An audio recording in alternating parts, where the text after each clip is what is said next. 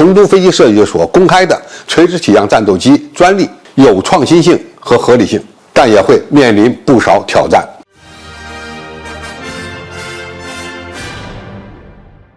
观众朋友，大家好，我是付先生。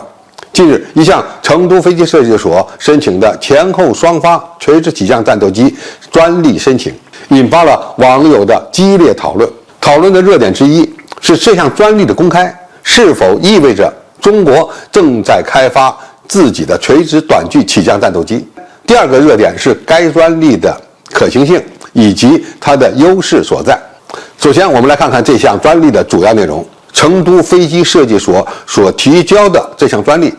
是一种双发串联垂直起降飞机方案，它的前置发动机的设计可以说是创新的精髓所在。因为垂直起降战斗机的方案呢，在几十年来，世界各国提出了几十个方案，任何一个方案都有其优点和缺点。而成都飞机设计所所提交的这个专利，与美国 F-35B 所采用的升力风扇方案不同。中国的这个方案不是前置风扇，而是前置了一台发动机。这台发动机的位置高于主发动机，进气口设在座舱的后面。在垂直短距起降的状态下，打开上部进气口，前置的这个小发动机和主发动机一起启动，而前置发动机的尾喷管是分叉的，一左一右分别通向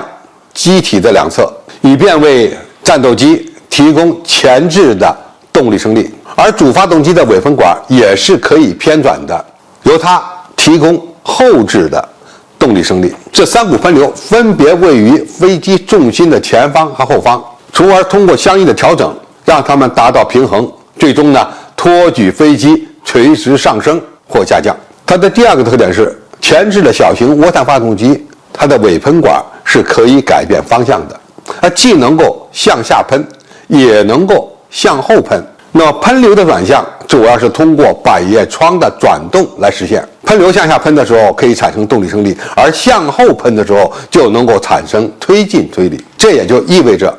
在平飞状态，特别是在过度飞行状态，前置发动机还可以为飞机提供一定的向后的推力，从而来避免在这些状态下变成死重。当然，在巡航过程中就不需要这个前置的小发动机工作了，因为主巡航发动机完全可以推动飞机达到超音速飞行的状态。就这点而言，该专利确实是一个重大的创新，它是世界上首次提出的将两台发动机水平串置在机身上的方案。当然，这样一个方案呢，也会面临不少的技术挑战，比如前置发动机它排出的气流不是冷喷流，而是高温燃气。那么高温燃气在垂直起降状态下会打到地面，然后呢再从地面向上返。那么在这个过程中会不会影响到主发动机的进气呢？为了避免出现这样的情况，有些垂直起降战斗机前置的喷流是冷喷流，而不是高温燃气，而且利用冷喷流造成一个空气幕，从而阻挡尾部的高温喷流向前延伸，从而呢保证主进气道正常工作。而成都飞机设计所提交的这个设计方案或者是专利，前置的喷流不是冷喷流，而是高温燃气，就必然会面对如何保证主发动机正常进气的问题。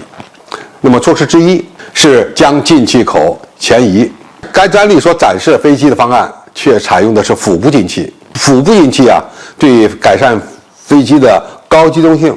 特别是大倾角机动性有好处，但是在垂直起降状态下，它离地面比较近，就有可能会把高温燃气吸入进气道，从而影响主发动机的工作。为此，不得不将主进气道向前延伸，以避开上置的小型涡扇发动机所排出的高温燃气。当然，前置的小发动机所产生的高温燃气既可以用于产生动力升力，也可以用于产生巡航升力。只不过背部的进气道在高处飞行时恐怕就不得不关闭了，这是问题之一。第二个问题呢，这两个分叉的尾喷管必然会伸到机体之外，这会带来两个问题，一个是阻力增大的问题如何解决。第二，如果高温燃气向后喷，必然会影响到机体，因此在机体的某些部位必须采取降温或抗高温的措施。何况在高压音速巡航状态和超音速飞行状态下，这个辅助的小发动机恐怕就会变成死重量，也要占一部分机内的空间，从而影响到载油量。死重的问题可以说是所有的垂直起降战斗机都要面对的。如何来解决？尽量减少死重和它们占用的空间，是设计师们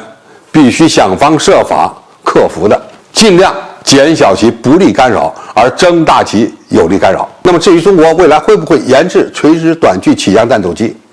很多网友对此很关心，因为如果我们的两栖攻击舰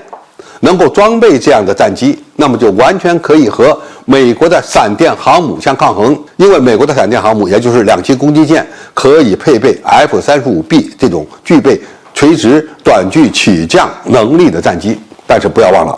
随着发动机技术的提升，涡轮前温度会越来越高。那么在垂直短距起降状态下，特别是垂直起降状态下，会对甲板造成严重影响。越是先进的战机，它的排气温度越高，这也是未来必须面对的。综合权衡起来看，还不如给两栖攻击舰增加1条到2条电磁弹射器，那么这样的问题就迎刃而解了。何况